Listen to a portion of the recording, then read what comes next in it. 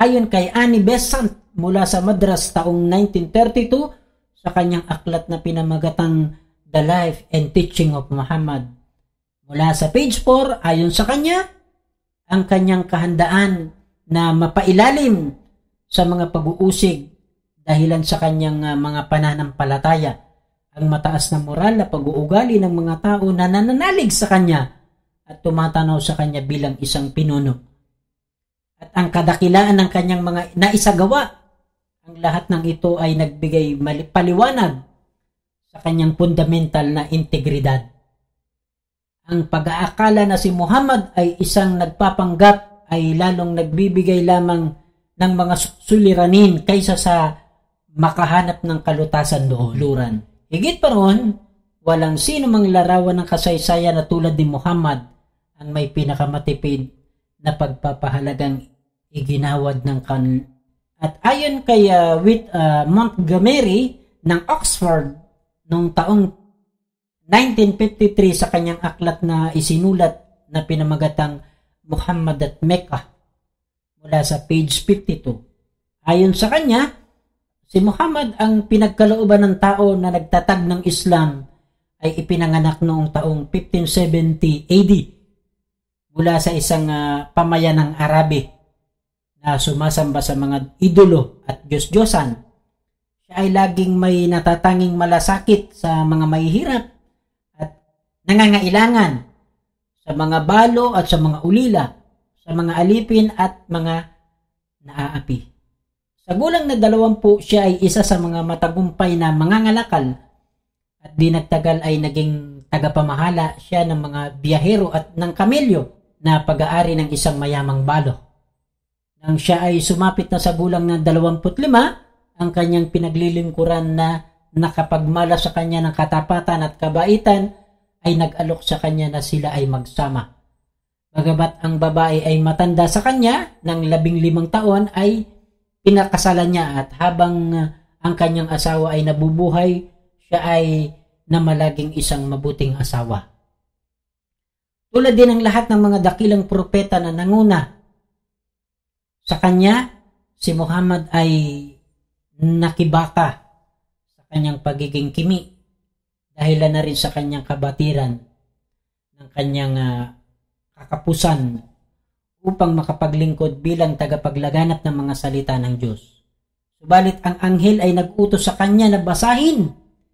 Kagaya na nga ng aming nalaman, si Muhammad ay di nakakabasa at nakapagsusulat. Subalit nagpasimulang magpahayag ng mga pinatnubayang salita. Nang di naglaon ay siya'y nagbigay himagsik sa malaking bahagi ng daigdig. Iisa lamang ang Diyos sa lahat ng bagay. Si Muhammad ay ganap na praktikal. Nang mamatay ang kanyang pinakamamahal na anak na si Abraham, ay nagkaroon ng eklipse. At kumalat ang bali-balitang ang Diyos ay nagparating sa kanya ng pakikiramay. Kagyat nga si Muhammad ay nagbadya, ang eklipse ay isang pangyayari na gawa ng kalikasan. Isang kabaliwan na isangkot ang ganitong bagay sa kamatayan o pagsilang ng isang tao. Sa kamatayan ni Muhammad, isang pagtatangka ang ninanais upang iangat siya at pagka Diyos. Subalit ang tao na siyang magiging kanang kapalit na tagapamahala ay pumutol sa pagkamayaw nila sa pamamagitan ng isa sa mga pinakadakilang pangungusap ng kasaysayan. Kung sino man sa inyo ang sumamba kay Muhammad, siya ay patay. Ngunit kung ang Allah ang inyong sinasamba, siya ay magpasawalang hanggang mabubuhay. At ayon kay James Michener sa Reader Digest ng American Edition for May 1995 na pinamagatang Islam, The Misunderstood Religion mula sa page 68 hanggang 70. Ayon sa kanya, ang pagkapili kay Muhammad bilang pangunahing hanay ng mga pinakamakapangyarihang tao sa mundo ay maaring makagitla sa maraming mambabasa at maaring mausisa ng iba. Subalit siya lamang ang tanging tao sa kasaysayan na may pinakamatayog na tagumpay sa parehong pangreliyon at di pangreliyong kaantasan. Ayon kay Michael H. Hart mula sa Hart Publishing Company Incorporated noong taong 1978 mula sa aklat ng 100, a ranking of the most influential person in history. Ayon sa page 33 na kung saan ay halos lahat ng maimpluwensya at kilalang tao na tumapak sa mundo tulad nila Moises, Aristotle, Plato, Buddha, Jesus at iba pa, na kung saan ang number 1 sa kanya ay si Muhammad sallallahu alaihi wasallam. Allahu Akbar. At kanyang sinabi, "My choice of Muhammad to lead the list of the world most influential persons may surprise some readers and may be questioned by the others. But Muhammad was the only man in history who was so supremely successful in both religion and secular label." Ayan. Subhanallah. Kaya pag-aralan natin ang kanyang talambuhay, lalong-lalo na sa mga kapatid kong Muslim. Dahil sa pamamagitan ng kanyang talambuhay ay makakakuha tayo ng napakaraming aral, lalong-lalo na ang kagandahang asal. Sapagkat nakikita natin sa panahon natin ay marami talaga sa kapatid ang salat sa tamang asal ng Islam.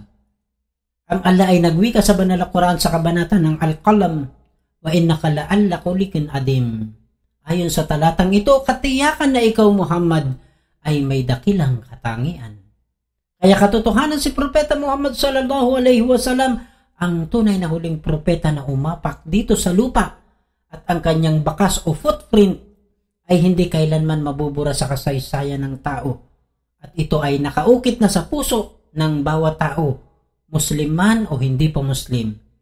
Siya ang binansagang Khataman Nabi, nang ibig sabihin ay ang selyado ng pagkahuling propeta, na kung saan ay ating mababasa na nakalathala sa banal na Quran, sa mga hadith at ijma, na ang tanging kahulugan ng Khataman Nabiyin ay tumutukoy sa ang pinakahuling propeta o ang pinakahuli sa lahat ng sangka ng mga propeta. Ayan.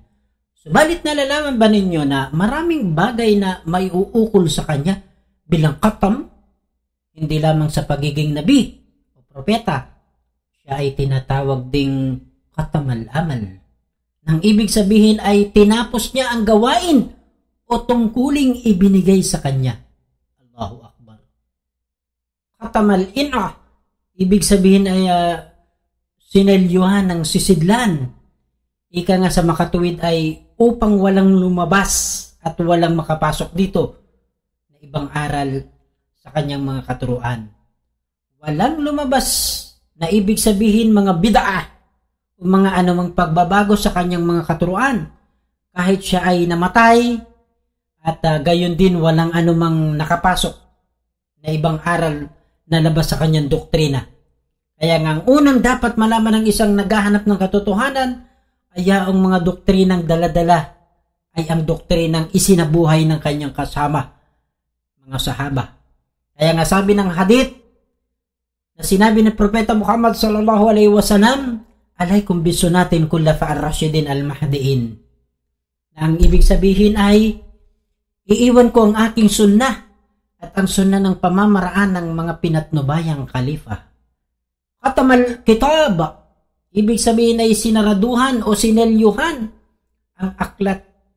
Ito ay ang banal na Quran, na kung saan ito ay maituturing na huling tipan ng Diyos, Khatamal Kitab. Nang sa ganun ay walang maidadagdag sa mga nakasulat o mailagay sa loob ng aklat na hindi ipinahayag sa kanya ng Allah. Khatama alal qalb, ibig sabihin ay nilagyan siya ng selyo sa puso upang maprotektahan o upang walang masamang gawain na makapasok dito. At wala ring sinaunang hatol na maaalis dito. Ito ay patunay na noong siya ay bata pa lamang, nasaksi ang anak ni Halima radhiyallahu anha na siya ay kunin ng mga kalalakihan at hiwain ng kanyang dibdib at kinuha ang kanyang puso at hinugasan ng tubig. Ang mga kalalakihang nabanggit sila ay mga anghel, at isa dito si Anghel Gabriel na siyang naghugas ng puso niya ng tubig na mula sa paraiso. Kita mo kulli masrub, Ibig sabihin, kung pagbabasihan natin ang malapit na kahulugan nito mula sa Arabic ay pinakahuling lasa na nalasahan pagkatapos ng huling pag-inom. Ito yung nagpapatunay lamang na ang lasa na tinutukoy dito ay ang pananampalatayang Islam. Ang tamis ng pananampalatayang Islam na kanyang daladala bilang huling propeta na tumapak sa lupa. Katimatu kulli syai'in. Ibig sabihin, katapusan ng lahat. O ito ay tapos na. Kaya nga nang mamatay ang propeta Muhammad sallallahu alaihi wasallam, natapos na ang kanyang pangangaral. Subalit kailanman hindi namatay ang kanyang nasimulan. At kasabay nito ang kanyang kamatayan ay natapos na din na ipahayag ang huling tipan sa kanya ang banal na Quran. Kaya nga ang banal na Quran ay tinawag na Khatamal Kitab. Khatamul Qum, ibig sabihin ang pinakahuling propeta sa mga umma o pamayan ng mga Muslim. Kung pagbabasihan natin ang salitang Khatamul Qum, hindi ito nangangahulugan na pamayanan lamang ng mga Muslim, bagkus pamayanan ng lahat ng tao, Muslim man o Kristiyano. Kaya ikaw na nasasakop sa panahon niya, ang dapat mong sundin ay ang kanyang mga aral. Kaya ang susunod ay ang tinatawag na Khatamusyai, nang ibig sabihin ang bagay na dumating pagkatapos ng bagay na iyon. Bilang panghuling paalala na ang dakilang Diyos ay nagsabi sa banal na Quran sa kabanata ng Al-Araf, Ya ayuhan nasu inna rasulillahi ilaykum jami'an. Ayon sa talatang ito, sabihin mo, O Muhammad, sa mga tao, lahat sila'y katiyakan, ako ay sugo ng Allah. Sa inyong lahat, na ito ay para sa lahat-lahat at hindi sa iilan lamang. Oras po natin ngayon ay ganap na alas 7:27 ng umaga. Siya nga pala, bago tayo matapos sa ating programa, pahabol lang natin ay isang munting paalala sa mga kapatiran sa pananampalatayang Islam, lalo na sa mga Hujads. Ayan. Ngayong araw ng Biyernes, Yumul Jum'ah, ikadalawa sa buwan ng Setyembre, ito ang huling araw ng Dulqa'dah. Sapagkat kagabi ay hindi nakita ang buwan, kaya bukas araw ng Sabado, Yumul Sav, ang ikatatlo sa buwan ng Setyembre, ang unang araw naman sa buwan ng Dulhijjah. Sa susunod na Sabado ay ikasampu sa buwan ng Setyembre, ito ang araw na tinatawag na Tarwiyah. Ito naman ang kawalot ng Dulhijjah. Sa susunod na araw, ang Linggo, ay ang ika-11 buwan ng Setyembre, ito ang araw na tinatawag na Yumul Arafah o Wukuf sa Arafah. Ito naman ay ika-9 ng Dulhijjah. Ang susunod na araw, ang Lunes, ay ang ika-12 sa buwan ng Setyembre. Ito ang araw na tinatawag na Idul Adha, ika-10 ng Dulhijjah.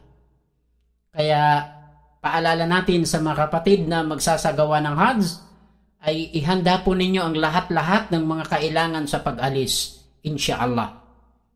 Magbaon ng sapat na pera para sa hindi inaasahang mga pangyayari. Huwag magdala ng mga anumang gadget na hindi naman doon kailangan, maliban ng mga cellphone. Laging sumunod sa mga instruction ng mga amir. Gamitin palagi ang mga guides sa Hajj para makasiguro ng tama ang ginagawang ibadah, insyaallah.